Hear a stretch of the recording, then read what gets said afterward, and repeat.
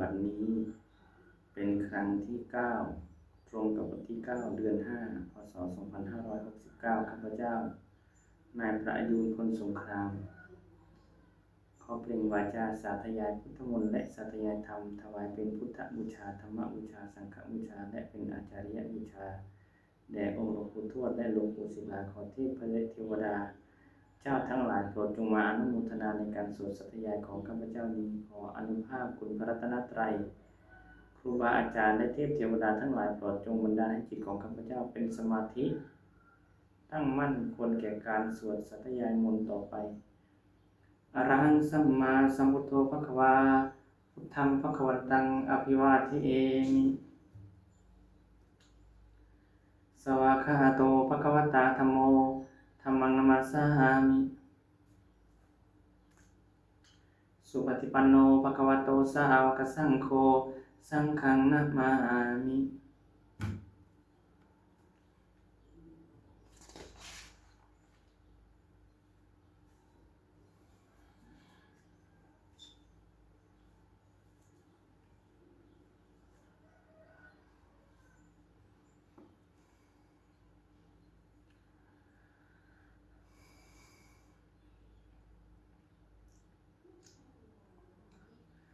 บทสวดชุมนุมเทวดา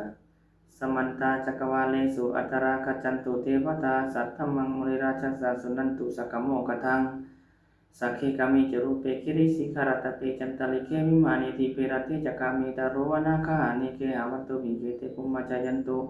เทวชนะธาราวิสเมยังกกันทัพพนาคาติทันตาสติเกยังมุนิวาราวจนังสัตตวมิสุนันตุธรรมสวรรคาโลยัมปทันตาธรรมสวรรคาโลยัมปทันตาธรรมสวรรคาโลยัมปทันตาบทสวดนมัสการสิทธิคาถานะโมตัสสะภะคะวะโตอะระหะโตสัมมาสัมพุทธัสสะนะโมตัสสะภะคะวะโตอะระหะโตสัมมาสัมพุทธัสสะนะโมตัสสะภะคะวะโตอะระหะโตสัมมาสัมพุทธัสสะบทสวดสัจจกิริยคาถานัตถิเมสรณังอัญญังพุทโธเมสรณังวรังเอเตนะสัจจวัจเจนะสุติเมโหตุสัพพทานัตถิเมสรณังอัญญังสังธัมโมเมสรณังวรังเอเตนะสัจจวัจเจนะสุติเมโหตุสัพพทานัตถิเมสรณังอัญญังสังโฆเมสรณังวรังเอเตนะสัจจวัจเจนะสุติเมโหตุสัพพทา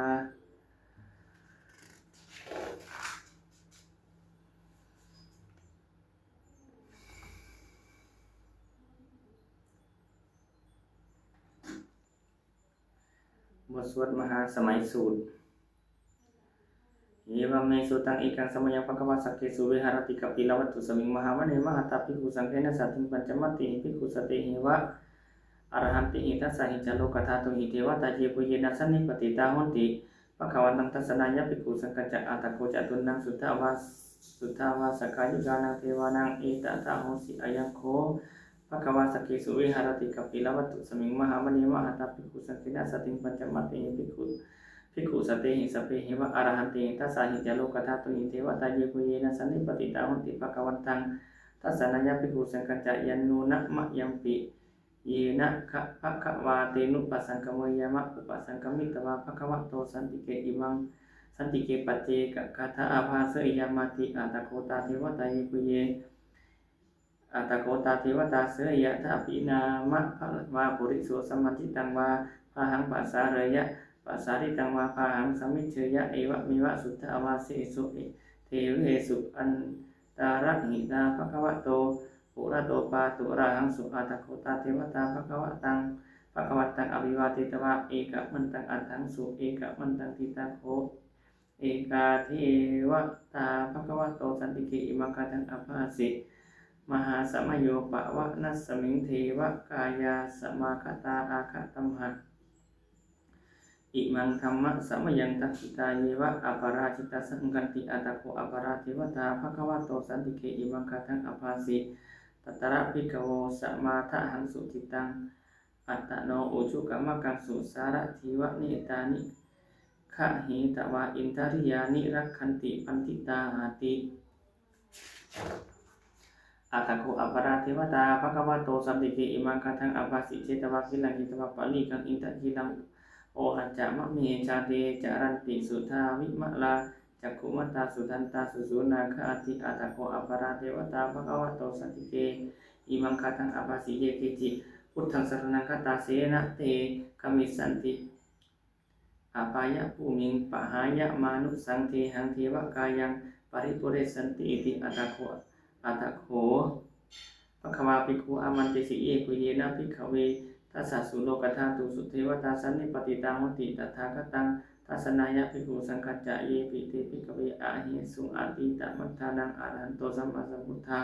เตสัมปิภคะวันตานังเอตะปรมาเยวะเทวตาสันนิปติตาอะหิสุงเสยทาปิไมหังเอตะราหิเยปิเตภิกขเวภวิสันติอนาคตมัทธานังอะระหันโตสัมมาสัมพุทธาเตสัมปิภคะวันตานังเอตะปรมาเยวะเทวตาสันนิปติตาภวิสันติเสยทาปิไมหังเอตะราหิอาจิกิสมิภิกขเวเทวกายานังนามานิกิตยิสสมิภิกขเวเทวกายานังนามานิเทสิสามิภิกขเวเทวกายานังนามานิตังสุนาถาสาธุกังมานาสิกโรธาภาสิสามิติเอวัมพันเตติโคเทภิกขุภควโตปัจจโสสุงภควาเอตัทธโอจะสีโลกามนุกัสสมิยตะภูมาตัตสิตาเยสิตาคิเรขปรังปะหิตัตตาสมาหิตาปุถุสีหาวสัลลินาโลมะหังสันปิสัมปุโนโอทัตตะมานาสาสุทธาวิปัสสนะมนาวิดาปิญโยปัญจสติยตวาวานิกปิลวัตเวตัตโตอมันตายิสัทธาสาวกเกสาสนิรัตเตเทวกายะอภิคันตเตวิจานาถภิกขโวเตจอาตปะมะกรุงสุตวาพุทธศาสนังเตสัมปาตุระหุยานังอมนุสสานะทัสสนังอภิเกสัตตมัทถคุงสังอัฏฐสัตตริงสตังเอเกสหัสสานังอมนุสสานามัทถสุงอภิเกนันตมัทถคุงทิสาสภาพุทธอาหุตัญจสัพพังอภิญญายะภาวะกิจวานะจักขุมาตัตโตอมันตยิสัทธาสาวกเกสาสนิรัตเตเทวกายาภิกันตาเตวิชานาถาภิกขโวเยโวหังกิตยิสมิขีราหิอนุปุคะโส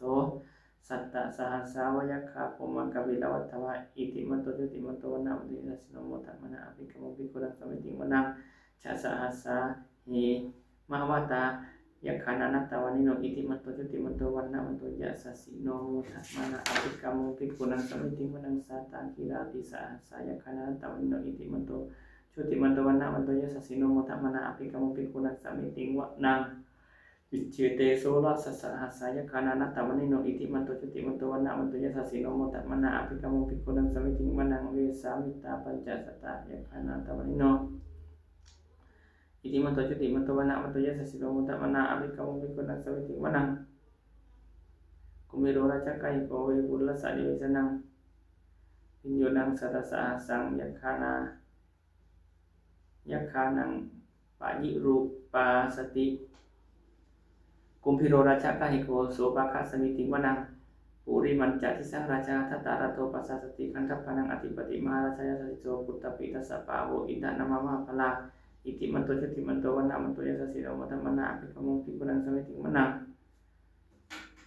ทักขินันจติสังราชาวิรุณโหตัปปัสสะสติกุมพันธนังอธิปติมหาราชยสัสสิโสปุตตปิทัสสะปะโวอินทนามามะพลา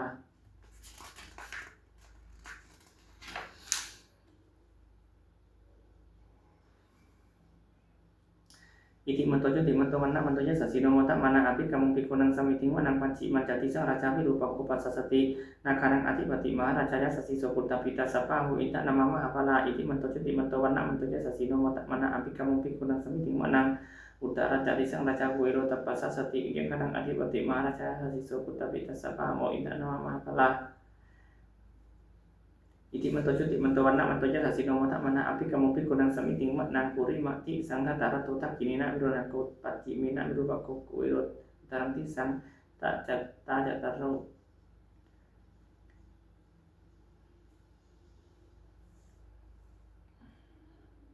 จัตตารโรเตมหาราชาสัมันตาจตุโรทิสาทัตถัลลมานาอัตถังสุวะเนกัมปิลวัตเวเตสัมมายาวิโนตัสสะอาคูวันจะนิกาสัทธามายากุเตนทุเวเตนทุวิภูจนะจะวิภูโตสหจันทโนกามะเสโตจะนิกินุคันทุนิคันทุจะปนาโนโอปมันโยจะเทวสุโตจะมาตลิจินตสิโนคันทัพโพจินตสิโนจะคันทัพโพนะโลราชาจะโนสัพโพ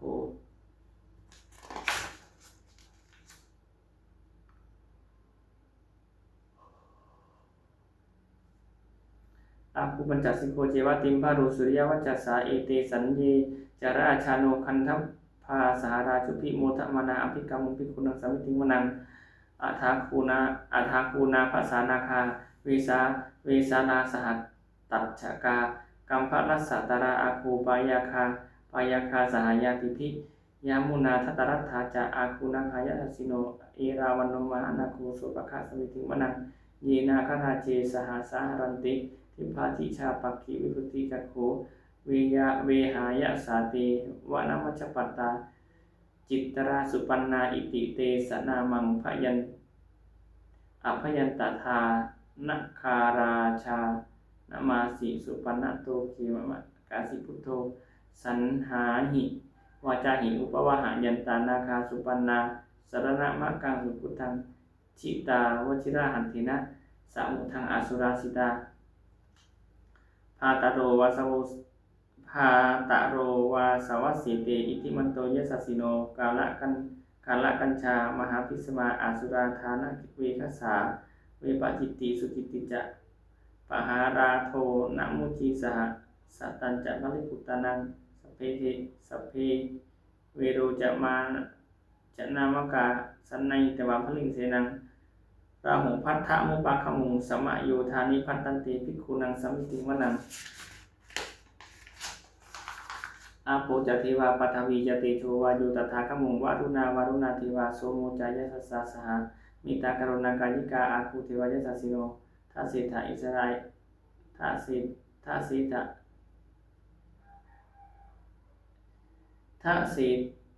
เตทัสสะทากายาสัพเพนันตวนิโนโมทะมนาภิกขมุภิกขุนังสมิติมนังเวนตุจะเทวาสหลีจะอาสมาจตุเวยมาจันทสุปะนิสาเทวาจันทมาคูปรคิตาสุริยสุปะนิสาเทวาสุริยมาคูปรคิตา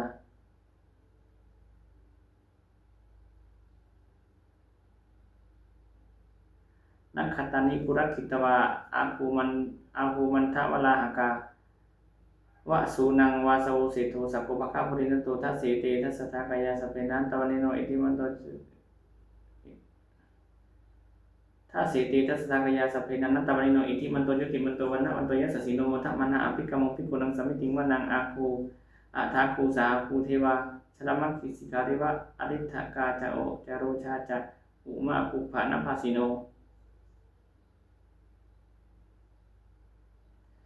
ถ้าเสติทัสสะกายาสัพเพนันตวนิโนอิทิมันโตยุติมันโตวันนะวันโตยัสสสิโนโมทะมนะอภิกรรมภิกขุนังสมิติงวนังสมานามหาสมานามานุสามานุสุตมาคิทธาปตุสิกาอาคูปโนปตุสิกาอาทาคูหารโยเทวายีจันโลหิตวาสิโนปราคามหาปาราคาอาคูเทวามหาปาราคาอาคูเทวายสัสสิโนทัสเสติทัสสะกายาสัพเพนันตวนิโนอิทิมันโตยุติมันโตวันนะมันโตยัสสสิโนโมทะมนะอภิกรรมภิกขุนังสมิติวนัง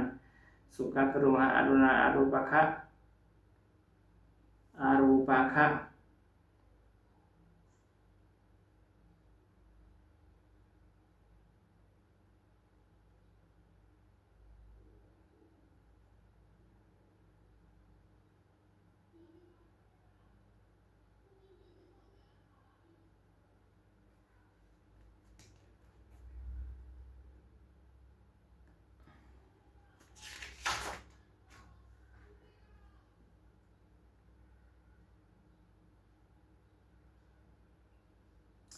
สมานามหาสมานามานุสามานุสุตมาคิทธาปตุสิกาอาคูปโนปตุสิกาอาทาคูหารโยเทวายีจันโลหิตวาสิโน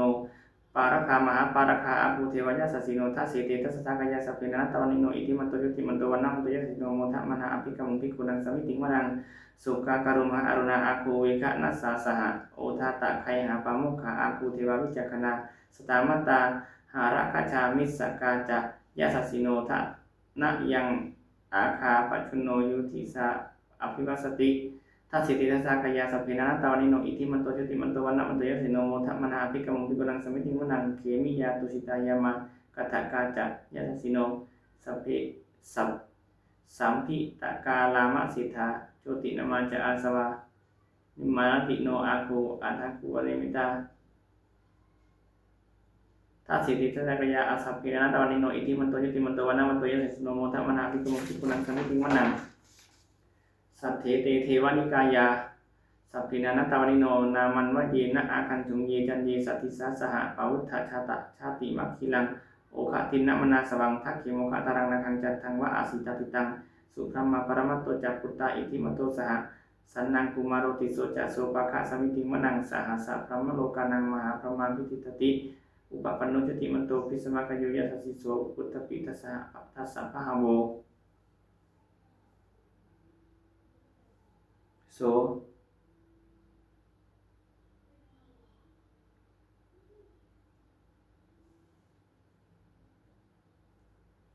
นึกถึงไหนเนาะสันนังกุมารติโสจะโสปะคะสมิติมนังสหัสสะพรหมโลกานังมหาพรหมาภิติตติอุปปันโนจติมันโตอภิสมะกโยยัสสิโสทะเสทะอิสระอาโกปัจเจกะวะสวัตติโนเตสัญจะมัชฌโตอาคาหาริโตปริวาริโตเตจะสัพเพอภิกันเตสินเตติเวสพรหมกีมาระสินะอภิกมิปัสสะกันหัสสะมันทิยังเอถะคณาถะพันธะราคีนะพันธะมัทถุโวสมันตาปริวาเรถะปาโวมุจิตถาโกจินังอิติตัตถมหาเสโนกันหะเสนังกันหะเสนังอเปสยิปานินาตละมาหัจจะสะรังกัตตวานะเพระวังยะถาภวุสโกเมโคทะนะยันโตสาวิจุโก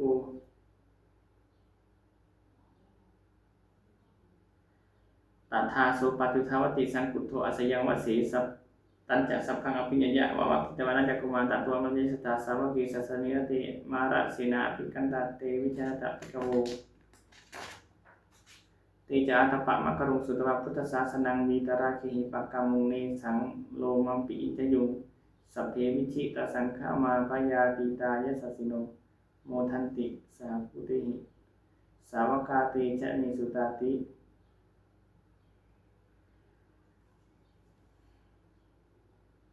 บทสวดหลวงปู่ทวดนะโมโพธิสัตว์อาคันติมายะอิติภควานะโมโพธิสัตว์อาคันติมายะอิติภควานะโมโพธิสัตว์อาคันติมายะอิติภควา